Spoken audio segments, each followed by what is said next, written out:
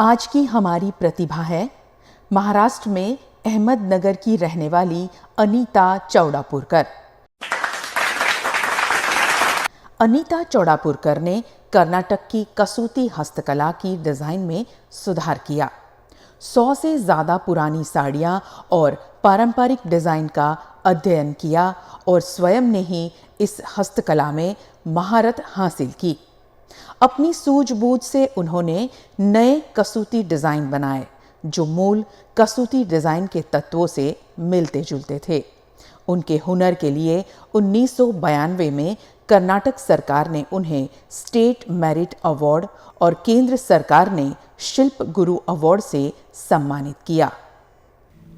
कर्नाटक की कसूती हस्तकला, इस हस्तकला को उन्होंने पुनर्जीवित किया। इस कला को जिस तरह उन्होंने संजोने की कोशिश की उसके लिए उनको कई अवार्ड मिल चुके हैं। हमारे स्टूडियो में अनीता जी मौजूद हैं। अब हम उनसे उनकी जर्नी के बारे में बात करने वाले हैं।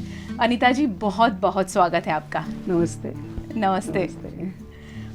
अनीता जी, जैसे मैंने आपके बारे में थोड़ा बहुत पढ़ा था, उसमें मैंने पढ़ा कि आपने ये जो कसूती हस्तकला है वो अपने बचपन से सीखा था, अपनी बड़ी बहन और अपनी माँ से। तो आपने सीखा था और आप उससे जुड़ी हुई थी, मगर आपकी उम्र यानी करीब करीब 41-42 साल की आप थी। तब आपको ऐसा क्यों लगा कि इस कला को मुझे कुछ नया रूप देना है, नया रंग देना है और इसे संजोना है? ये कला मेरे बड़ी बहन से बचपन से ही मुझे बेसिक टेक्निक उसका सिर्फ मिला था। जी। मगर जब मैंने एक्चुअली बेंगलोर में क्या हुआ कि जब शादी के बाद मैं बेंगलोर में गई तब मैंने एक महाराष्ट्रियन लेडीज़ का एक क्लब ज्वाइन किया था। और उस क्लब में हम हर साल कोई कला का हम कंपटीशन रखते थे। बहुत सारे विषयों के कंपटीशन रखते थे। और उस कंपटीशन में एक कंपटीशन एम्ब्रॉयडरी की भी होती थी। तो उस एम्ब्रॉयडरी में मैं मेरी हॉबी थी एम्ब्रॉयडरी की, तो मैंने उसके बहुत सारे पारितोषिक भी मिले थे उसमें। एक बार क्या हुआ, 87 में हम कुछ लेडीज़ हैंडीक्राफ्ट के टेक्निकल डिवीज़न में एक पॉटरी का डेमोन्स्ट्रेशन देखने के लिए गए थे। तो दैट टाइम उन्होंने, वहाँ के जो मैनेजर थे, उन्होंने हमको पूछा कि आप लेडीज़ है और आपके किसी को कर्नाटक की कसूती मालूम है क्या, कैसे बनाना है? क्योंकि कर्नाटकी के कसूती ये सिर्फ हुबली धारवाड़ के कुछ लेडीज़ कर सकते हैं। बेंगलोर में बनाने वाले कोई नहीं है। तो तब तक मैंने 79 में मैंने कसूती एम्ब्रॉयडरी करके एक शाल बनाई थी और उसको पारितोषिक भी मिला था। तो मैंने दूसरे ही दिन वो टेक्निकल ऑफिस में जाके उनको वो शाल दिखाई। और शाल दिखाने के बाद उन्होंने मुझे, एक लेडी है वहाँ बीमोर, उनका साड़ी सेंटर है और उसका नाम है चिमी नंजप्पन। तो वो दैट लेडी सिर्फ ट्रेडिशनल साड़ी बेचने का काम करती थी। तो उनके साथ उन्होंने इंट्रोड्यूस किया। वैसे ही वहाँ का जो क्राफ्ट काउंसिल ऑफ कर्नाटका है, तो वहाँ के चेयरपर्सन विमला रंगाचारी, तो उनके साथ भी मुझे इंट्रोडक्शन किया उन्होंने। और इन लेडी को दोनों लेडी को मिलने के बाद उन्होंने मुझे उनको मैंने मेरी शाल दिखाई और वो शाल देख के उन्होंने मुझे इनकरेज किया कि आप साड़ी के ऊपर ये काम करना शुरू करो। हुबली धारवाड़ में ये नॉर्थ कर्नाटका की बेसिकली ये कला है। और वहाँ के झोपड़पट्टी के लेडीज़ में उसे ओनली झोपड़पट्टी के लेडीज़ में वो जीवित थी। मगर वो उनका झोपड़पट्टी के लेडीज़ को इतना ज़्यादा शिक्षा नहीं मिलती ना। तो जो कुछ डिज़ाइन चलते आ रहे, 1200 साल की पुरानी कला है, तभी से जो कुछ डिज़ाइन चलते आ रहे थे, तो उसको ही वो बार बार बनाते थे। मगर उसमें कुछ डेवलपमेंट नहीं थी। और दूसरी एक बात क्या हो गई थी कि ये जो कला है वो it is counted thread embroidery. तो जिसके ऊपर कला करनी है उसके धागे गिन के ये कला होती है और उसके डिज़ाइन भी ज्योमेट्रिकल होते हैं। तो उसमें परफेक्शन आना भी बहुत ज़रूर होती है। मैम, कसूती हस्तकला पहले क्या थी और किस तरह उसमें आप बदलाव लाए? पुराने ज़माने में क्या होता है कि इरकल साड़ी जो आती थी कॉटन की, तो उसके धागे थोड़े गिनने वाले होते थे, तो छोटे छोटे स्टिचेस डाल के लेडीज कुछ डिजाइन्स बनाते थे। हाँ। तो मैंने जब वहाँ जाके देखा उनका काम जी। तो आजकल तो क्या सिल्क साड़ी और कॉटन भी बहुत फाइन होता है, उसके धागे गिनना भी बहुत मुश्किल होता था। हाँ। तो ये लोग लेडीज कैसे काम करते हैं ऐसे मुझे लगा। तो मैंने वहाँ जाके देखा कि ये लेडीज कैसे काम करते हैं। तो उन्होंने एक तरीका ढूंढ लिया था कि जो कोरा का कपड़ा होता है उसके वीविंग भी बहुत दूर दूर होते हैं ना, तो उसके थोड़े धागे गिन सकते हैं जी। तो थोड़े बड़े धागे हाँ, होते हैं उसमें, तो वो कपड़ा साड़ी के ऊपर लगा के कपड़े के धागे गिन के एम्ब्रॉयडरी करते थे और कपड़े के धागे निकाल देते थे। जब मैंने उनका काम देखा तो डिज़ाइन का जो शेप था वो परफेक्शन नहीं था उसमें, और तो स्क्वायर डिज़ाइन रेक्टेंगल में आता था, टेढ़ा मेढ़ा डिज़ाइन आता था। तो मुझे ऐसा लगा ये कपड़ा बरोबर नहीं है, ये कपड़ा सही नहीं है उसके काम के लिए जी। तो मैंने सोचा कि हमने दूसरा कुछ नया कुछ इसमें करना चाहिए, नेटिंग मटेरियल ढूंढना चाहिए जी। तो पुराने ज़माने में क्या 10 साल पहले तक क्या होता था कि मधुरा कोट्स का एक नेटिंग मटेरियल आता था और उसको हम इस्तेमाल करके हमने कसूती के काम किया था और क्रॉस स्टिच का भी काम किया था, मगर that production of Mathura quotes उन्होंने बंद किया था, वो मिलता नहीं था। तो मुझे दूसरा कुछ ढूंढना पड़ा।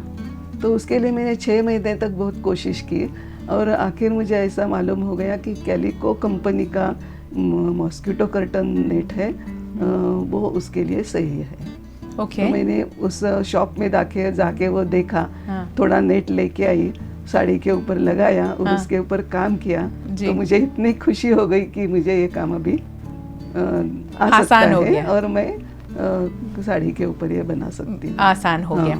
ये पूरा अध्ययन करने के बाद आप इस नतीजे पर पहुंची कि इस तरह से इस कला को संजोया जा सकता है। ये कला को बरकरार रखने के लिए और उसे लोग ज़्यादा पसंद करें, इसके लिए आपने क्या क्या तरीके अपनाए, क्या क्या नया किया आपने, उसमें किस तरह की चीज़ें बनाना शुरू किया? ऑर्डर्स लेना शुरू किया जी और नए नए डिज़ाइंस बनाना शुरू किया जी।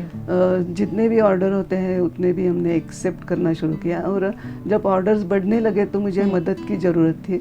तब साड़ियाँ ही सिर्फ बनती थी और आपने क्या बनाना शुरू किया? हाँ, तो साड़ियाँ हमने तो शुरू में सिर्फ साड़ियाँ के ऊपर ही बनाते थे जी। बाद में ऐसा होगा कि साड़ी पहनना लेडीज़ को इंटरेस्ट कम हो रहा था। हाँ जी। तो डिमांड भी थोड़ा कम हो रहा था। तो मुझे ऐसे लगा कि हम दूसरे चीज़ों भी बनना चाहिए। तो मैं सलवार कमीज, दुपट्टे, ये कुशन कवर्स, कुछ बुक मार्क्स वगैरह मैटी क्लॉथ के ऊपर, मैटी क्लॉथ जैसे कपड़े होते हैं उसके ऊपर विदाउट नेट भी कर सकते हैं। तो उसके कुशन कवर्स बनाए, बेडशीट्स बनाए, ऐसे कॉन्टेम्परेरी आर्टिकल्स हमने बनाना शुरू किया ताकि लोग ज़्यादा इस्तेमाल करने लगे और इस कला को स्पेशली जो फॉरेनर्स होते थे तो उनके साड़ी में दिलचस्पी नहीं होती थी, तो उनको भी ऐसा छोटा छोटा चीज़ सैंपल के लिए वो ले सकते थे, उसके लिए डिमांड था। कसूती की मूल डिज़ाइन को संभालने के लिए आपने एक टेक्निक अपनाई है कि उसको संभाल कर रखा जाए, उसको डिजिटल वे में उसे प्रिजर्व करने की कोशिश की, वो क्या है, कैसे किया है आपने? पहले मुझे जब मैंने ये काम शुरू किया तब मेरे पास बहुत थोड़ा कलेक्शन था, इतना ज़्यादा कलेक्शन नहीं था जी। तो मैंने मेरे फ्रेंड को इसके बारे में बताया तो बहुत सारे फ्रेंड्स ने मुझे पुराने जो लेडीज़ अपने पंचे के ऊपर उसको प्रिजर्व करते थे जी। तो वो पंचे मुझे लाके दिए। तो जो साड़ी 50-60 साल की पुरानी थी वो साड़ी मुझे मिल गई थी। अच्छा। तो 2 आर्टिकल्स मिलने के बाद मैंने उसके डिज़ाइन सब ग्राफ के पेपर के ऊपर कॉपी किया। पुराने ज़माने में ग्राफ पेपर इस्तेमाल करना लेडीज़ को मालूम नहीं था। तो वो लोग क्या करते थे कि पंचा जैसे कपड़े के ऊपर अपने डिज़ाइन प्रिजर्व करते थे जी। और तो मैंने जब पूरा ऑलमोस्ट 50 to 60 आर्टिकल्स उसमें देखे और उसके पूरे डिज़ाइंस मैंने ग्राफ के पेपर के ऊपर प्रिजर्व किए और बाद में मैटी क्लॉथ के ऊपर भी मैंने बहुत कोशिश करके उसको जो सही तरीका है उसको ब्यूटी दिखाने के लिए मैंने खुद ने वो उसको ट्राई किया। 1 साल तक मैंने पूरा उसका स्टडी किया और बाद में वो दूसरों को सिखाना शुरू किया। उसको कंप्यूटराइज भी कर दिया गया है। बाद में वो जो कंप्यूटर में वो ऑटोकैड सिस्टम आ गया जी, उसमें तो प्रिजर्व मेरे किया। 2 बेटियां हैं, बोथ आर आर्किटेक्ट्स, जी। तो उनको ऑटोकैड मालूम था। हाँ। तो उन्होंने सारे डिजाइन मुझे कंप्यूटर में है करके उसका कलेक्शन बना दिया। अरे वाह, क्या बात है। हो गया हमारा। कसूती हस्तकला को साड़ी से आगे आप और भी कपड़ों में जैसे ले गए, आपने जिक्र किया कि कुशन कवर्स कुछ बनाते हैं, तो ये इसकी डिमांड कितनी है? लोग अभी बहुत ज़्यादा पसंद करते हैं? नहीं, इसके ऊपर क्या है कि काम इतना ज़्यादा नहीं होता था जी। तो मेरे पास जो लेडीज सीखने आते थे तो वो अपना आर्टिकल सब खुद बनाते थे जी। और जब भी मैं एग्जीबिशन के लिए जाती थी, अभी एक बार मैं रशिया में गई थी, जी, जी। ग्रीस में गई थी, तो दैट टाइम मैंने ऐसे छोटे छोटे आर्टिकल बनाए थे और एग्जीबिशन में वो उसका सेल ज़्यादा होता था। जी जी। और साड़ी के बारे में बोलेंगे तो साड़ी के ऊपर करने के लिए मुझे बहुत सारे शुरू में ऑर्डर आते थे जी। और ये जो छोटे छोटे आर्टिकल होते थे वो मैं एग्जीबिशन में सेल करती थी ज़्यादा। जी, आपने अभी जिक्र किया कि जैसे ऑर्डर बढ़े वैसे आपने कुछ महिलाओं को जोड़ा। हाँ। तो महिलाओं का इंटरेस्ट कैसे जगाया? क्योंकि ये कला ऐसी है, थोड़ी सी डिफ़िकल्ट भी है, थोड़ा सा समय ज़्यादा मांग ले वैसी भी है, तो महिलाओं को आपने कैसे कन्विंस किया आपके साथ में जोड़ने के लिए? मेरे पास जो महिलाएं काम करते थे वो मेरे घर के ज़्यादा दूर नहीं रहते थे जी। तो उनको मैंने बताया कि ये कला इसी बुद्धि को चालना देने वाली कला है, हम बहुत इंटरेस्टिंग है और उसको बनाने के बाद बहुत सारा मानसिक समाधान मिलता है उसमें जी। अगर आप बैठे रहे हैं घर में जी। तो कुछ ना कुछ पैसे कमा सकते हैं उसके बारे में मेरे पास बहुत ऑर्डर आते हैं जी। और आपका भी हॉबी डेवलप हो जाएगा, आपका हाथ में सफाई भी आएगा। जी। थोड़े मेरे पास सीखने के बाद, मेरे पास ट्रेनिंग लेने के बाद आप खुद इसमें काम कर सकते हैं और आपका अच्छा टाइम कट जाएगा इसमें।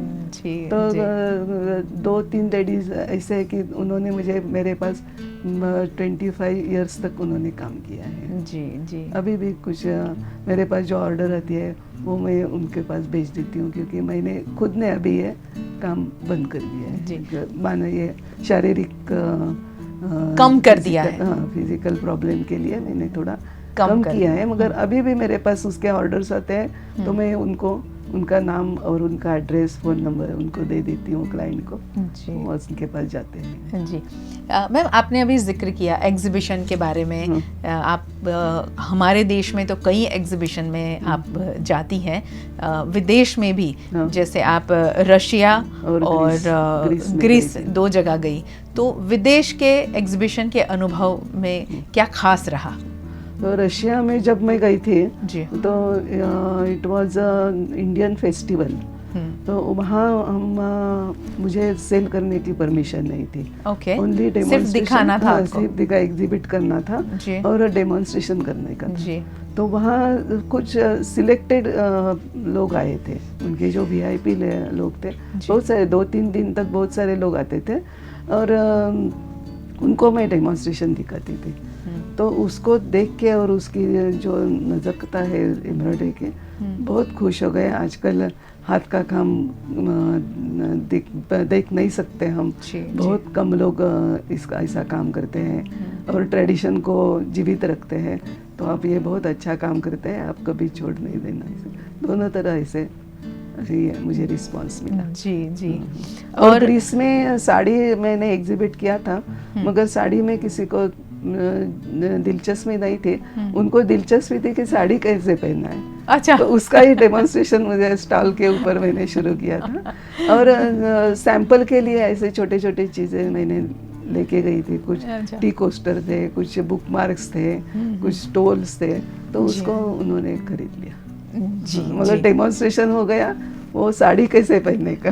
हाँ यानी ऐसा साड़ी ग्रीस ड्रेपिंग का सबसे ज्यादा वहाँ डेमोन्स्ट्रेशन करना पड़ा। हमारे पास इंडियन साड़ी है मगर उसको कैसे पहनना है हमको मालूम नहीं है। अच्छा अच्छा। तो मैं वो दिखाती थी उनको। तो आपने वहाँ लोगों को साड़ी पहनना, साड़ी खासकर पहनना, महिलाओं को साड़ी उसके- पहनना तो मैंने सब सिखाया। सामान रखा था, पेटीकोट रखा था, साड़ी रखी थी, तो जी। उनके ही ड्रेस के ऊपर पेटीकोट डाल के उनको ही साड़ी पहनती थी। तो इतना सारा भीड़ हो जाता था। स्टॉल एक के डिफरेंट सामने। एक्सपीरियंस। बहुत, हाँ, बहुत मजेशीर एक्सपीरियंस। आपको शिल्प गुरु अवार्ड प्रणव मुखर्जी के हाथों मिला। उस वक्त आपने एक टेबल क्लॉथ बनाया था। हाँ, हाँ, हाँ। उसको 10 महीने लगे। हाँ। ऐसा क्या खास था मैम कि इतना समय उसमें लगा? बताती हूँ। एक जब मैंने नेशनल अवार्ड के लिए 92 में साड़ी बनाई थी, जी, जी। तब मैंने नेट का इस्तेमाल किया था साड़ी के ऊपर। Okay. It was a new technique to जी। Improve this art. हाँ। सो मेरा जो पारितोषिक ये अवार्ड था, नेशनल अवार्ड, तो उसके लिए था ज़्यादा। जी। तो बाद में क्या हो गया, 25 इयर्स मैंने इस कला काम किया, और अराउंड 2004-5 में ये जो कसूती कला है वो कंप्यूटराइज्ड हो गई थी। अच्छा। मीन्स उसके डिज़ाइन के सॉफ्टवेयर बना के कंप्यूटराइज मशीन में उसके डिज़ाइन आते थे। जी। ऊपर से तो ठीक लगते थे मगर पीछे से जो उसका स्पेशलिटी है आर्ट का, कि आगे और पीछे एक जैसे दिखना, एक जैसा दिखना, वो कंप्यूटराइज्ड मशीन में नहीं आता है। उसका हाथ का जो ब्यूटी है वो भी उसमें नहीं आता है, थोड़ा श्रिंक हो जाता है उसका डिज़ाइन। जी जी। तो कोई कोई लोग ठीक बनाते थे मगर कोई कोई मशीन में अच्छा नहीं आता था। तो और कंपैरेटिवली हाथ के काम से उसका प्राइस भी कम होता है। जी। तो बाद में शिल्पगुरु अवार्ड के लिए मैंने ऐसे सोचा कि ये काम तो अभी मशीन में सस्ता है, कम कीमती का है, तो लोग ज़्यादा यही काम लेंगे। जिनको हाथ की दिलचस्पी है वो हाथ का ही काम लेंगे, और वैसे लोग मेरे पास आते भी थे। जी। हमको मशीन का काम नहीं चाहिए, हमको हाथ का ही काम चाहिए, ऐसे बोल के लोग बहुत सारे आते थे। मेरा काम तो कम नहीं हुआ था उसकी वजह से। जी जी। तो शिल्पगुरु अवार्ड के लिए मैंने ऐसा सोचा कि जो मैंने ऐसा काम करना चाहिए कि वो मशीन में नहीं हो सकता। ओके। तो उसके लिए मुझे साड़ी करना पसंद नहीं था। उसके लिए जिन ऐसे कपड़े के ऊपर एम्ब्रॉयडरी करनी थी कि जिसके धागे हम गिन सकते थे। तो मैंने ऐसा कपड़ा जब ढूंढना शुरू किया तब मुझे आयडा कंपनी का 28 काउंट का कपड़ा मुझे मिला। हाँ मिला। जैसा वो कपड़ा थोड़ा मोटा था, साड़ी जैसे पतला नहीं था, तो उसके धागे भी हम गिन सकते थे आराम से। तो उसके ऊपर मैंने डाइनिंग टेबल का काम करना डिसाइड किया। जी। और मेरे पास 10 महीने का टाइम था आर्टिकल सबमिट करने के लिए। तो 10 महीने का मैंने थोड़ा प्रोग्राम रखा कि ये काम मैं इतने दिन तक ख़त्म करूँगी, ये काम इतना, ऐसा उसका प्लानिंग करके मैंने almost 32 type of designs Kasuti के उसमें हाँ 140 डिज़ाइंस बना के पूरा टेबल क्लॉथ बना। डाइनिंग टेबल का कवर है ये। हाँ जी, हाँ जी। उसमें मैंने ये प्लान किया है। तो ये 6 टेबल मैट्स आप देख सकते हैं इसमें, 1 2 3 4 5 6। हाँ। कॉर्नर का डिजाइन अलग है जी। जिसमें वो रनर डालते हैं, उसका हाँ। डिजाइन अलग है। और ये जो बॉर्डर है वो टेबल के साइड में जो फॉल होता है उसके ऊपर आती है। जी जी। तो मैंने जब ये बनाना शुरू किया हाँ। तो पहले ये बॉर्डर टेबल के साइज लेके उसको बनाया है। Okay okay. बाद में मेरे पास जो टेबल मैट्स थे हाँ। वो इसके उसे ऊपर रख के फिर रखे, थोड़ा रफली आउटलाइन मेजर किया और उसकी वजह से डिजाइन सेट किया। वाव। और जब भी मैं और एक फायदा ये करते समय ऐसा लगा मुझे जी कि जब मैं इसका डिजाइन, सपोज ये टेबल मैट का डिजाइन मैंने फिक्स किया है जी, तो मेरी बेटी उसको कंप्यूटर में लेके हाँ चारों तरफ से कैसे दिखेगा वो दिखाती थी। ओके। तो मैं कुछ ना कुछ उसमें चेंज कर सकती थी जी, कि नहीं जी। इधर ऐसा दिखना चाहिए, ऐसा दिखना हाँ। चाहिए। तो ये बीच में भी जो रनर है उसका भी ये मैंने एकदम बड़ा रनर है। 4-5 टाइप ऑफ प्लान बनाए थे। जी जी। तो कंप्यूटर में देख के कौन सा प्लान अच्छा लगता है वो फाइनल किया। वो फाइनल किया। तो उसके एक लिए 10 टेबल क्लॉथ में 140 डिजाइन्स, हाँ, क्या बात कर रहे हैं। और 32 टाइप ऑफ डिजाइन्स। मैम आपने कसूती हस्तकला को ज़्यादा से ज़्यादा लोगों तक पहुँचे उसके लिए एक किताब लिखी है हाँ, जिसको नाम दिया है आपने कर्नाटक की कशीदा। हाँ। तो और इसको आपने मराठी भाषा में लिखा है, तो आपको क्या लगता है कि ये किताब से लोग ये कला को सीख पाएंगे, ज़्यादा से ज़्यादा लोगों को ये कला आएगी? हाँ, जरूर जरूर सीख पाएंगे, क्योंकि ऐसा है कि ये कला नॉर्थ कर्नाटका में बनती है, मगर इसका महाराष्ट्र में ज़्यादा पॉपुलर है ये कला। जितनी नॉर्थ कर्नाटका में पॉपुलर है उतनी उससे भी ज़्यादा महाराष्ट्र में, क्योंकि महाराष्ट्र की 2 लेडीज अहिल्याबाई किर्लोस्कर और इंदिराबाई जोशी, उन्होंने उसके बारे में किताब लिखे हैं, 2 छोटे छोटे किताब है। और दूसरी बात यह है कि मराठी में एक लावणी है, आपको मालूम है, आशा भोसले ने उसने ये किया है, गाया है। अच्छा। और ये लावणी ऐसे की रेशमाच्या धाग्यांनी लाल काळ्या धाग्यांनी कर्नाटकी कशीदा मी काढीला हात नका लावू माझ्या साडीला। ये जो लावणी है वो इतनी फेमस है महाराष्ट्र में, जी। बहुत फेमस है। लावणी कैसे तैयार हुई उसकी भी बहुत अच्छी हिस्ट्री है। तो वो कला से जुड़ा हुआ है ये लावणी गीत। तो ज़्यादा उसके कसूती के बारे में थोड़ा बुक वगैरह लिखने का काम ये 2 लेडीज ने किया है। मैम ये क्या किताब है? अराउंड 50 इयर्स बैक, 50 साल पहले कुछ महाराष्ट्रियन लेडीज ने इंडियन क्राफ्ट के बारे में बहुत स्टडी किया था। तो उसमें इंदिरा जोशी का एक नाम लेते हैं लोग।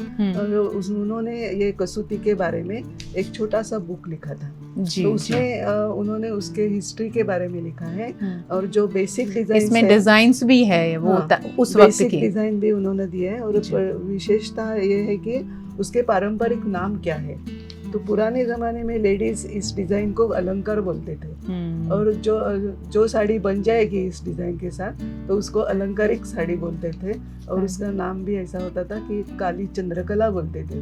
काले ब्लैक साड़ी के ऊपर वो ज़्यादा काम होता था, और ब्लैक साड़ी के ऊपर एम्ब्रॉयडरी करने के बाद वो चंद्रकला साड़ी बन जाती थी। जी, इसीलिए उसे काली चंद्रकला, काली ब्लैक साड़ी के ऊपर ये अप्रतिम दिखता है। वो मैं अभी दिखाऊंगी। जी। और दूसरा एक बेसिक टेक्निक भी उन्होंने दिखाया है। वो बेसिक टेक्निक के देख के मुझे इंस्पिरेशन मिला है कि ये आगे कैसे बढ़ा सकती हूँ। जी। तो this book has become Guru for me. और ये अहिल्याबाई किर्लोस्कर ने भी उसके बारे में, उनके फैमिली में एक पुराने लेडीज ने, उनके पहले जो विडो थे, उन्होंने ये साड़ी बनाई है जो आप देख रहे हैं। ये साड़ी कसूती की साड़ी है। और वो 150 इयर्स बैक उन्होंने बनाई है। उसके साड़ी के धागे गिन के ये काम हो गया है। इसमें मुझे एक इंफॉर्मेशन ऐसी मिली कि उसका इंटरेस्ट लेडीज में क्यों कम हो गया है, उसका पुराने जमाने में ये काम क्यों करते थे, कैसे उन्होंने बनाया है, ये सब उसने इसमें लिखा। इसमें से आपको वो इन्फॉर्मेशन मिली? ओके। क्योंकि उनके घर में पुराने पहले जो लेडीज थे तो बहुत काम करते थे कर्नाटक के कसूती। जी, वो इसमें सब मेंशन किया हुआ है। उन्होंने सब मेंशन किया है। जी। और आजकल ये कैसे बन सकती है इसका भी थोड़ा डिस्क्रिप्शन दिया हुआ है। जब मैंने बुक पब्लिश करना डिसाइड किया तब हमने, मेरे बेटी के साथ, उन्होंने बहुत मुझे हेल्प किया। दोनों आर्किटेक्ट हैं। तो मैंने पहले हाथ से पूरा बुक बनाया। और उसमें हार्डली 25 पेजेस लिखा हुआ आर्टिकल है उसमें। और बाकी सब 80% book is with designs only. Okay. तो हमने क्या किया, यानी डिजाइन्स के पूरा डिजाइन पे फोटोग्राफ्स उसमें हाँ उसमें है। और हमको ऐसा लगा कि हम तीनों भाषा में ये बुक बनाएंगे। तो हमने डिजिटल प्रिंट करके मराठी में भी बुक प्रिंट किया है, कन्नड़ा लैंग्वेज में भी किया है, इंग्लिश लैंग्वेज में भी किया। और तीनों को सीडी बना के हम पब्लिशर ढूंढने गए। तो मैंने बंगलोर में 1-2 पब्लिशर को दिखाया, मगर उन्होंने ज़्यादा इंटरेस्ट नहीं दिया। वो शायद उनको टाइम नहीं होगा पब्लिश करने के लिए, कुछ प्रॉब्लम होगा। अंग्रेजी के बारे में मैंने दिल्ली के पब्लिशर को खत वगैरह लिखा था, मगर उनको भी कुछ रिस्पॉन्स नहीं था। तो मैंने कौन पब्लिशर मिलेगा, इसलिए पूना में मैंने मेनका प्रकाशन के पास गई और उनको ही पूछा कि एक मेरा बुक है और ऐसा बुक किसी ने आज तक बनाया नहीं है, तो आप मुझे बता सकते हैं तो बताइए कि कौन ये पब्लिश करेगा। तो उन्होंने देखा और हम ही पब्लिश करेंगे ऐसे बोला। तो अच्छा, तो मराठी में फिर ये पब्लिश हुआ। बिकॉज शी वॉज, उनको अच्छी तरह मालूम है कि ये आर्ट का इम्पोर्टेंस का है, क्या है। जी। तो उन्होंने पूरा हमारा सीडी देखा और उन्होंने ही डिसाइड किया कि हम ये पब्लिश करेंगे। ओके। मगर पब्लिश होने के बाद भी बेंगलोर में मैं जब किताब के बारे में बताती थी तो बहुत सारे लेडीज़ को बेंगलोर में मराठी समझता नहीं था ना, तो मैंने उसका जो लिखा हुआ पार्ट था उसको कन्नड़ा में और इंग्लिश में दोनों लैंग्वेज में छोटे छोटे बुक्स बनाए थे। ओके। तो ये पब्लिश बुक के साथ वो छोटे बुक्स भी उनको, अगर कन्नड़ा लैंग्वेज में जिसको चाहिए उनको कन्नड़ा का बुक देती थी जी, इंग्लिश में जिसको चाहिए। 25-20 साल काम करने के बाद ऐसा लगा कि इसके बारे में पूरी जानकारी देने वाली एक भी किताब नहीं है, तो हम क्यों नहीं बनाएंगे। हमारे पास इतने कलेक्शन हो गया है जी, इतना सारा इंफॉर्मेशन है, तो उसका एक बुक बनाएंगे हम जी। तो ये बुक को मैंने मराठी में, उसमें हिस्ट्री भी लिखी है, बेसिक टेक्निक क्या होता है वो भी लिखा है इसमें, हर एक प्रकार के स्टिच लिखा है और सारे डिज़ाइन के मैंने 7 ग्रुप बनाए हैं। तो उसमें ये बॉर्डर का ग्रुप है और ये सब डिज़ाइन बेसिक डिज़ाइन जोड़ के बन जाते हैं, तो हर एक डिज़ाइन हम डिस्क्राइब कर सकते हैं कि किसका डिज़ाइन बन गया जी। तो ये बॉर्डर का है डिज़ाइन। ये दूसरा जो ग्रुप है वो गोपुर का डिज़ाइन है। ओके। बीच बीच में जो फोटोग्राफ्स दिखाए है वो मेरे खुद के आर्टिकल है सब। ओके। और ये जो है ये गोपुर का डिज़ाइन है, इसमें गोपुर के साइज छोटे हैं बड़े हैं, उसमें भरा हुआ डिज़ाइन अलग अलग है।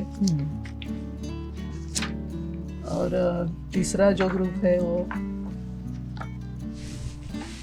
ये स्पेशल ट्रेडिशनल डिज़ाइन, कमल का डिज़ाइन बोलते हैं जी, जी, लोटस।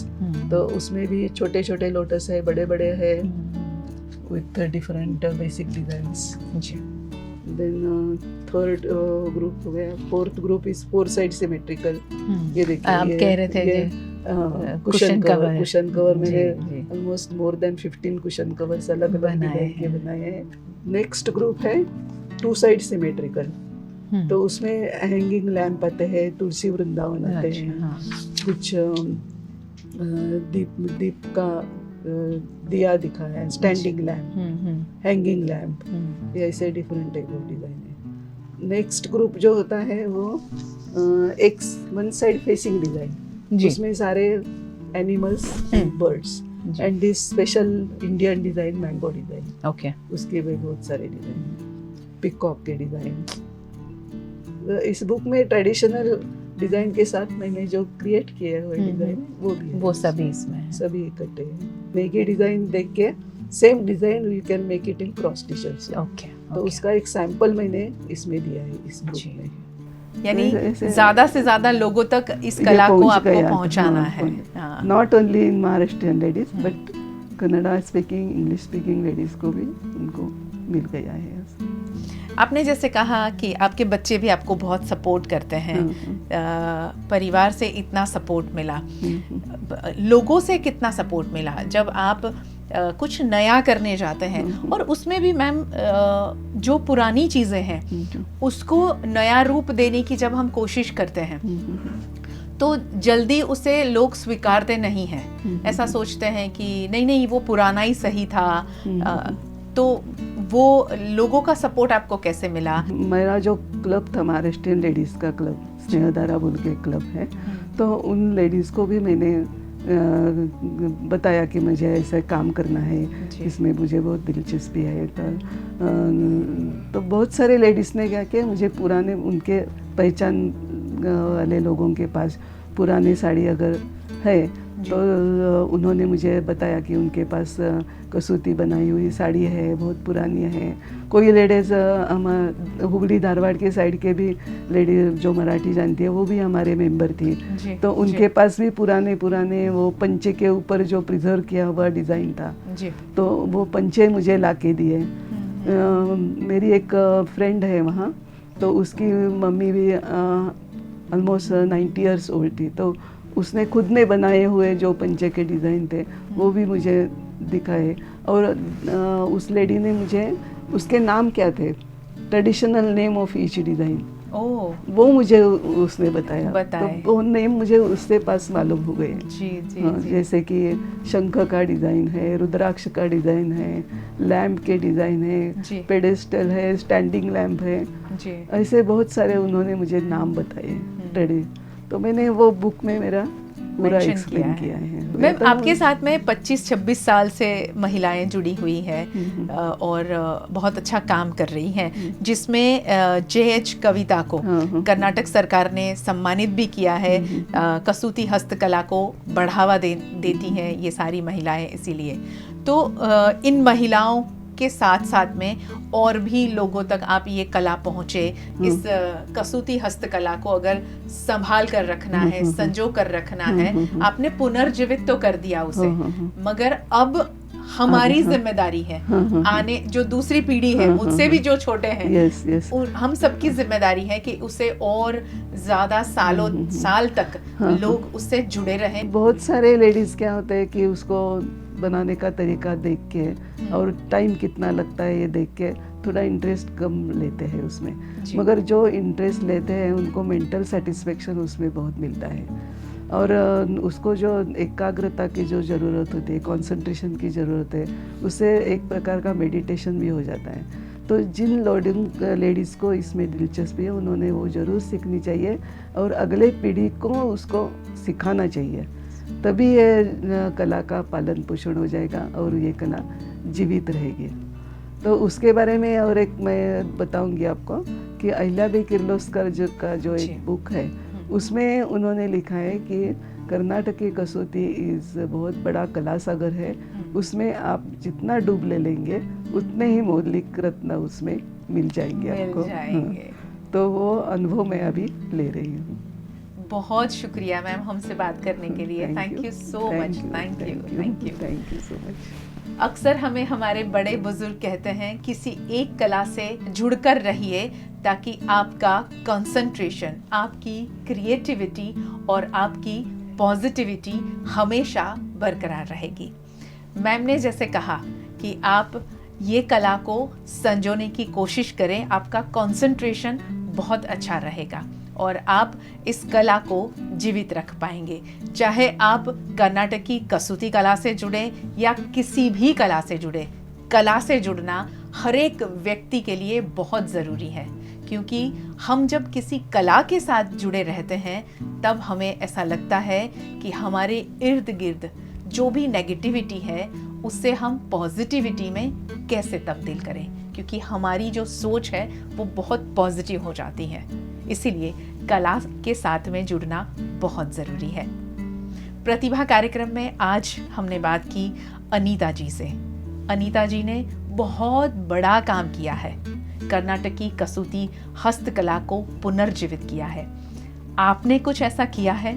आप में कोई भी प्रतिभा है, आप किसी भी प्रतिभा को जानते हैं, ऐसी प्रतिभा जो समाज के लिए बहुत ज़रूरी है, हमारी संस्कृति के लिए बहुत ज़रूरी काम कर रही है, या फिर हमारे इर्द गिर्द जो लोग हैं उनको सपोर्ट में वो कुछ कर रही हैं, उनकी प्रतिभा और ज़्यादा खिले उसके लिए कुछ कर रही हैं, ऐसी महिला से हम अक्सर बात करते हैं हमारे खास कार्यक्रम प्रतिभा में आज बस इतना ही। VNM के साथ जुड़े रहिए। VNM टीवी का YouTube चैनल सब्सक्राइब करें, VNM टीवी का Facebook पेज लाइक करें, इंस्टा, ट्विटर, VNM टीवी का वेबसाइट है जहां आप खबरें पढ़ सकते हैं। और VNM टीवी अब आपके फिंगर पर दिन भर खबरें लेकर आता है। वोडाफोन टीवी, जियो टीवी के एप्लीकेशन पर दिन भर खबरें देखें और जियो टीवी का सेटअप बॉक्स 498 नंबर की चैनल पर दिन भर जुड़े रहें VNM टीवी के साथ ऐसी खास चर्चा और खबरों के लिए। नमस्कार।